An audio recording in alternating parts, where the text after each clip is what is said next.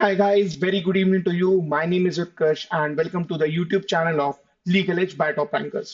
तो आज के सेशन में हम बात करने वाले हैं अबाउट एन इशू जो कि बहुत सारे बच्चों का रहता है, दैट इज क्या मॉक टेस्ट में हम किस टाइप की गड़बड़ी कर रहे हैं।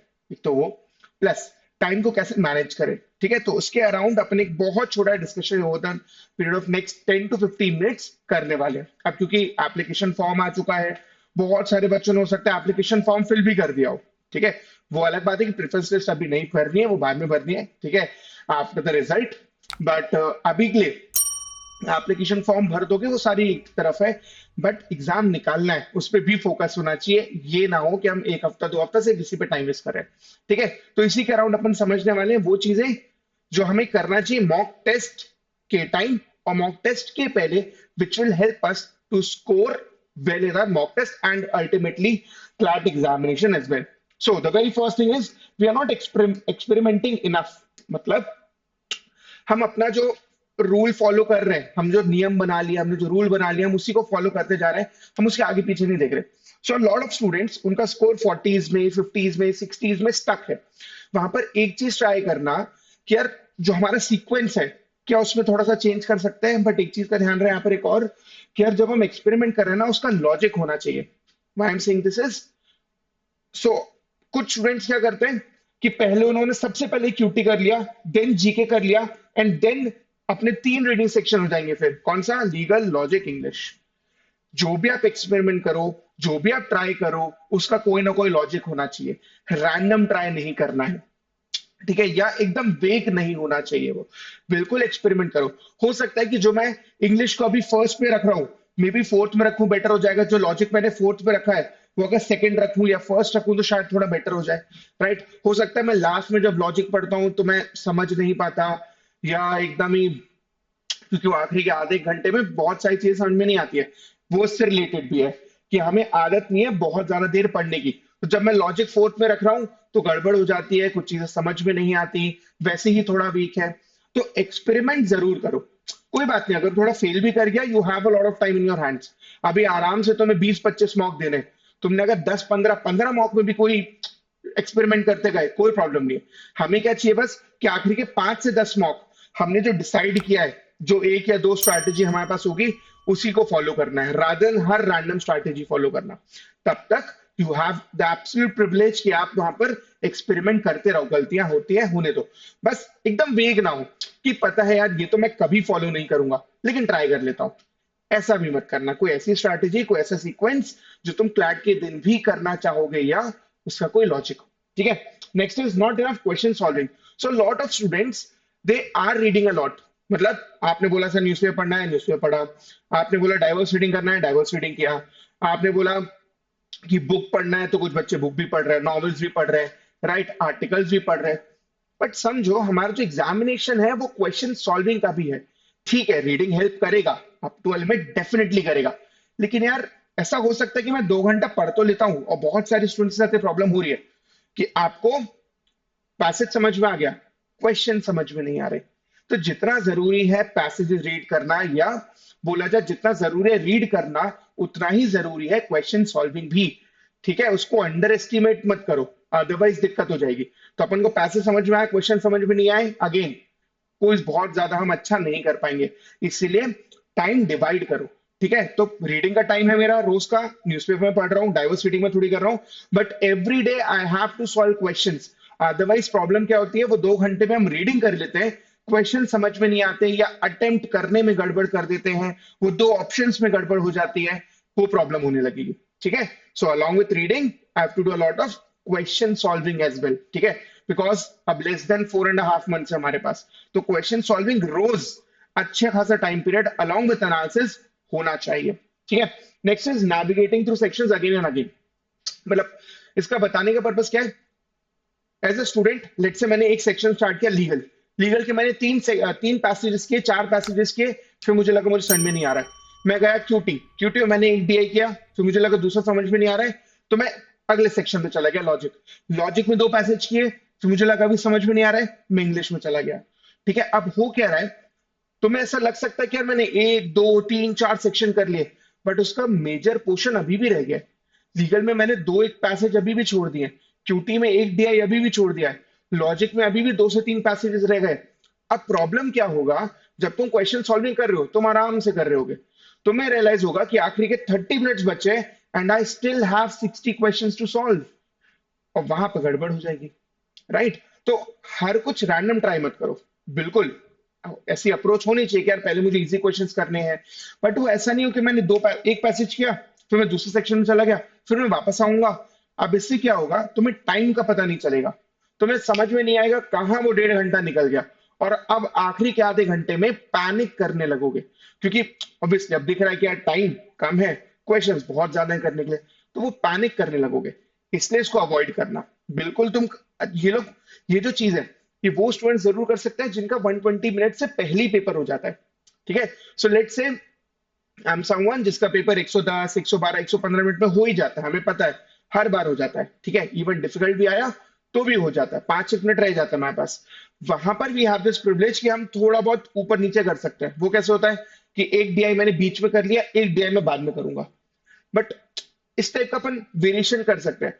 बट जिसका पेपर कंप्लीट नहीं हो पा रहा है उसको इस चीज में अवॉइड करना चाहिए, अदरवाइज प्रॉब्लम क्या होगा, टाइम निकल जाएगा, बाद में लगेगा यार कुछ गड़बड़ हो गई है, यू वोंट रियलाइज कि कहां से वो 2 घंटे निकल गए, ठीक है? तो अभी ये नहीं करना चाहिए, मे बी जब बाद में हम टाइम लिमिट के अंदर इजीली कर पाएंगे, तब आप ये वेरिएशन, तब आप ये ट्राई कर सकते हो। Then another thing, mock test में जो सबसे बड़ी प्रॉब्लम होती है वो क्या है, 2 घंटे बैठ पाना और क्वेश्चन सॉल्विंग करना, ठीक है? किसी तरह 2 घंटे बैठ गए तो भी ठीक है, बट क्वेश्चन सॉल्विंग नहीं हो पाती, शुरू के 1 घंटे में हो जाता है।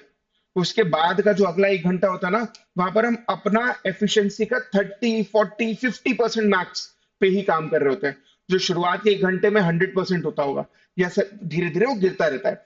तो अपन को करना क्या है, बिकॉज अब लेस देन 4.5 मंथ्स है, प्लस ऑल द स्टूडेंट्स जिनको पिछले मतलब 1 महीना 2 महीना 3 महीना हो चुका है, एटलीस्ट दिन में एक बार कंटिन्यूस 2 घंटे की स्टडी होना चाहिए, कंटिन्यूस 2 घंटे की सिटिंग होना चाहिए। अब क्या होगा, धीरे धीरे आपके मार्क्स भी बढ़ते जाएंगे, राइट? बट उसके अलावा भी मेरी प्रैक्टिस होना चाहिए कि दिन में एटलीस्ट एक बार मैं 2 घंटा पूरा बैठता हूँ, उठना ही नहीं है 2 घंटा। अब इस सिटिंग की आप आदत डाल सकते हो, बिकॉज अगेन ये इतने जल्दी नहीं लगेगी, इसमें 1 महीना 1.5 महीना लगेगा, but we need to have this habit, otherwise mock test में एक बहुत बड़ी गड़बड़ होती है कि हम इतनी देर तक बैठ ही नहीं पाते। अब बैठ नहीं पाते, मन नहीं लगता, तो कभी हम बाहर वो ट्री देख रहे हैं, हम देख रहे हैं कि यार दूसरा इंसान पानी पी रहा है, टाइम वेस्ट है, राइट? तो 2 घंटा कॉन्सेंट्रेशन लेवल भी इंपॉर्टेंट होता है। बाहर बाहर किसी की बारात निकल रही है, हम सोच रहे हैं गाना ये बजना चाहिए, गाना गलत बजा रहे हैं, इररिलेवेंट हो सब, इस चीज का ध्यान रखना है, ठीक है? रिसेंटली ये हुआ है, filling up filling up of bubbles, right? अब इसका पर्पस क्या, अलग अलग चीजें हो सकती है। कुछ लोग हैं जो हर क्वेश्चन के बाद बबल भरते हैं, कुछ लोग हैं जो हर पैसेज के बाद फिल करते हैं, कुछ है सेक्शन के बाद करते हैं, और कुछ है जो पूरा पेपर कंप्लीट कर लेते हैं उसके बाद भरते हैं। नाउ अंडरस्टैंड, जो इसमें फर्स्ट और फोर्थ कैटेगरी है वो बिल्कुल अवॉइड करना है। क्वेश्चंस पूरे करने के बाद एकदम आखिरी में बबल नहीं भरना है, वहां पे गड़बड़ होने के चांसेस बहुत ज्यादा है, क्योंकि हो सकता है मेरे पास वो 5 मिनट बचे, मैं जल्दबाजी में भरूं और वहां गड़बड़ हो जाए। अगर एक गलत हुआ, वो अगले 3 4 5 जब तक तुम्हें रियलाइज नहीं होता तब तक गलत जाते रहेंगे, ठीक है? तो पूरा पेपर जितना जरूरी है क्वेश्चन सॉल्व करना, सही आंसर निकालना, उससे भी और ज्यादा जरूरी है वो ओएमआर में फिल करना। अगर ओएमआर में फिल नहीं किया, आपके क्वेश्चन पेपर में ही टिक है, उसकी वैल्यू 0 है, ठीक है? नंबर नहीं मिलेगा।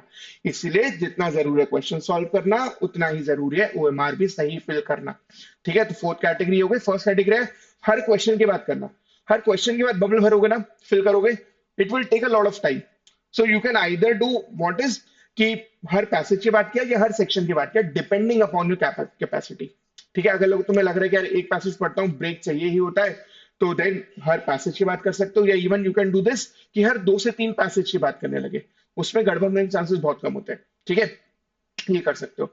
तो हर पैसेज या 2 3 पैसेजेस के बाद या हर सेक्शन के बाद, जैसा आपका केस है, जो आपको अच्छा लगे वो आप कर सकते हो, ठीक है? देन सेक्शनल टाइम लिमिट, ये फॉलो करना बहुत जरूरी है, और दोनों सिमिलर है। सेक्शन टाइम लिमिट फॉलो करना, and you don't have to attach yourself to a particular section. इसका पर्पस बस ये है कि हमारा ईगो बीच में आ जाता है कई बार, और ईगो नहीं रखना है। एग्जामिनेशन है, कॉम्पिटेटिव एग्जामिनेशन है, वहां ईगो बीच में नहीं आना चाहिए कि यार मेरा लीगल अच्छा है आज नहीं बना, ये कैसे हो सकता है? तो जब तक लीगल नहीं होगा मैं आगे नहीं बढ़ूंगा, चाहे जो हो। अब इस चक्कर में क्या होगा, वो 35 के 45 मिनट्स हो जाएंगे। और जब वो 35 का 45 होगा ना, तो ज्यादातर बार वो बेचारा जो क्यूटी है ना, क्वांटिटेटिव टेक्निक्स, वो मारा जाएगा। उसको तुम अटेम्प्ट नहीं कर पाओगे। और हो सकता है उसमें एक डीआई या दोनों डीआई या तीनों डीआई इजी आए हो। ठीक है, तो हो सकता है हमने लीगल में 32 में से 26 27 लिया है, बट वही अगर क्यूटी किया होता तो 12 में 12 आ जाते। तो इवन तो हमारे लीगल में 20 आता पहले, और 12 नंबर क्यूटी में मिल जाते, अब वो 26 आया, क्यूटी हमने किया ही नहीं। कोशिश करो सारे सेक्शंस करने हैं, ठीक है? तो अगेन इसी से रिलेटेड, फाइन, सारे सेक्शंस करना है, जितना टाइम लिमिट है उतने टाइम लिमिट में करो। हो सकता है स्टार्टिंग में प्रॉब्लम हो, तो प्रॉब्लम के यहाँ पर एक ये भी है कि हम बहुत शॉर्ट टर्म सॉल्यूशन देखते हैं। हम देखते हैं यार आज मुझे स्कोर ना 60 लेकर आना है, चाहे कैसे भी आए। तो अब मैंने क्या किया, मैंने जीके, लीगल, इंग्लिश, ये 3 सेक्शंस बहुत अच्छे से किए सर। अराउंड वो बनता है 70 80 क्वेश्चंस आपके चले जाते हैं, राइट? वो 80 क्वेश्चंस में 55 नंबर आ गए। तो सर जो नॉर्मली मेरा 35 आ रहा था ना, देखो आज मैं 55 लेकर आया। बट पॉइंट हियर इज, आपने लॉजिक पूरा नहीं किया, आपने क्यूटी पूरा नहीं किया। तो इवन दो नंबर आज के दिन ज्यादा दिख रहे हैं, क्लैट के दिन दिक्कत हो जाएगी, क्योंकि क्लैट के दिन सारे सेक्शंस करने हैं। और जो हम हैबिट अभी से डेवलप करते जाएंगे, आखिरी दिन भी वही फॉलो करने वाले, मोटा मोटा वही जाएगा। ठीक है, तो सही आदत अभी से अपनाना, सही हैबिट प्रैक्टिस करना अभी से बहुत जरूरी है। ठीक है, तो कोशिश करो कि मैं सारे सेक्शंस अटेम्प्ट करूं सेक्शनल टाइम लिमिट के साथ। ठीक है, वो 1 2 मिनट ऊपर नीचे इज एब्सोल्युटली फाइन, वो हो जाता है, ऐसा भी नहीं कि हम पूरे टाइम वॉच ही देखते जा रहे हैं। बट वो ऐसा नहीं होना चाहिए कि लॉजिकली 30 मिनट्स थे सर, वो करते करते ना 40 मिनट हो गए। वो जब 2 5 10 10 मिनट का डिफरेंस हो जाएगा ना, और वो अगर 2 सेक्शन में हो गया, गड़बड़ हो जाएगी वहां पर। फिर आखिरी का आधा घंटा सिर्फ पैनिक में निकलेगा। ठीक है, तो इसमें सिंपल तरीका क्या हो सकता है कि लेट्स से लीगल को मुझे 35 मिनट्स देना है। ठीक है, जैसे ही 30 मिनट्स हो जाए, इंश्योर कि अब मैं कोई नया पैसेज नहीं सॉल्व करूं। क्योंकि अगर तुमने 33 या 34 मिनट्स में नया पैसेज चालू किया, तो वो 42 43 हो जाएगा। नाउ अब आप बोल सकते हो कि सर लीगल में मेरा अच्छा स्कोर आता है, आप ये बोल रहे हो तो मेरा स्कोर कम आएगा, एक पैसेज छोड़ दूंगा, तो इट्स एब्सोल्युटली फाइन। आज के दिन छूट रहा है ना, कोई बात नहीं, वो 2 5 नंबर कम आ गए तो एटलीस्ट हम एक सही हैबिट डाल रहे होंगे। 3 4 मॉक बाद वो प्रैक्टिस करते रहोगे, सेक्शनल टेस्ट करोगे, सेक्शनल टाइम लिमिट के साथ करोगे, जो एक पैसेज छूट रहा है वो नहीं छूटेगा। बट अगर हमने एक्स्ट्रा टाइम देने लगे, ये कहां पर हो सकता है, ये बहुत चांस है लीगल में होने का, ये बहुत चांस है लॉजिक में होने का। जीके और क्यूटी में भी कई बार आता है कि 15 मिनट देने थे, हमने 30 मिनट दे दिए, क्योंकि सर डीआई चालू तो कर दिया था, बन रहा था, लग रहा था कि आंसर आ जाएगा, बस आया नहीं आंसर। कोशिश सर हमने पूरी की, आधा घंटा दिया। नाउ अंडरस्टैंड, 15 मिनट एक्स्ट्रा दे दिया। इंग्लिश को हम अराउंड 25 से 27 मिनट्स देते हैं, हमारा आधा इंग्लिश का सेक्शन चला गया, हमारा आधा लॉजिक का टाइम चला गया, वो प्रॉब्लमैटिक हो जाएगा। ठीक है, तो इंश्योर कि जो भी प्रैक्टिस करे टाइम लिमिट से करे। तुमने ये सारी चीजें करने लगे ना, काफी हद तक तुम्हें दिखेगा तुम्हारा स्कोर इन्हीं एकदम नहीं बढ़ेगा कि संडे को मॉक दिया, संडे का स्कोर बढ़ गया, संडे में ही बढ़ गया। बट 2 3 4 5 मॉक करोगे ना, यू विल सी कि वो 15 20 नंबर ग्रेजुअली बढ़ जाएगा। ठीक है, तो इस चीज पे ध्यान दो। और सबसे इंपॉर्टेंट क्या है यहाँ पर, 2 घंटे की सिटिंग। अगर ये नहीं बढ़ा ना, तो फिर वो प्रॉब्लम वही होती है कि शुरू के 1 घंटे के ही प्लेयर हैं हम, है ना? जैसे होता है ना क्रिकेट में कि 20 20 मैच है, हम सिर्फ पावर प्ले के प्लेयर हैं, 6 ओवर का ही हमारा गेम है, वो प्रॉब्लम होने लगेगी। तो हमें लंबा मैच खेलना है, हमें पूरे 20वें ओवर तक जाना है। ठीक है, तो उसके लिए स्टैमिना चाहिए, उसकी प्रैक्टिस चाहिए, राइट? स्ट्रैटेजी अलग अलग टाइम पे चेंज करना होगा, तो वो कंटिन्यूस सिटिंग आपके लिए बहुत जरूरी होगा। ठीक है, तो इस बात का ध्यान रखिए। So that will be it, thank you so much, stay safe, पढ़ते रहो, कर लोगे। Thank you.